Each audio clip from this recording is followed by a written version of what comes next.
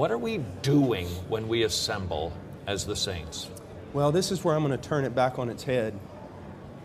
In most churches in America, if I walked in, I wouldn't know what they were doing, to be honest with you, because we have left behind the doctrine of sola scriptura in the church. So churches are basically based on the cleverness and pragmatism and charismatic personality of leaders. And it's done by entertaining people or by keeping them busy. You see, people want to have meaning in their life.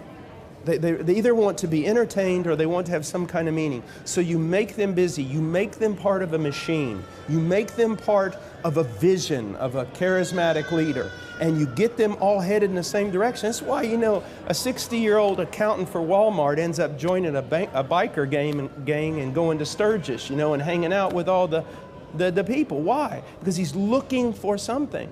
So you can build a church on all kinds of things that aren't biblical. And that is the great problem. A lot of the excuses that are happening today, there is no excuse, but they're founded upon the fact that pastors do not fear God and are not managing God's bride according to the dictates He's given them.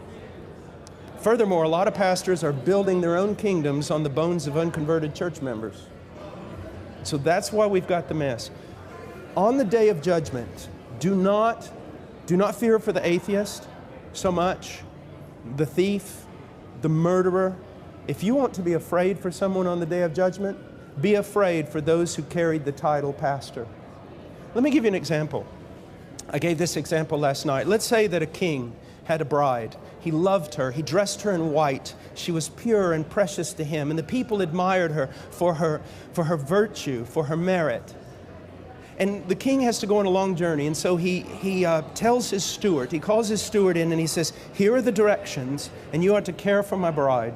You do not deviate from this, not one jot or tittle, and when I come back you'll be rewarded, or I'll come back and you will be severely punished. Keep this book, these instructions with regard to her. Well, after a few years, this steward realizes that the people are losing their loyalty in the king, and they're no longer concerned about the bride because, well, she's just prudish. She's old-fashioned. So he takes her and takes off her beautiful white garment and replaces it with something really sensual, paints her face like a prostitute, and then marches her up and down the kingdom and uses this new look to attract carnal men back into the kingdom. When that king comes back, there are no words to describe what he will do to that steward. And when Jesus Christ comes back, there are no words to describe what he will do to many of these men who call themselves pastors, who have done to his bride exactly what the steward did in that parable I just told.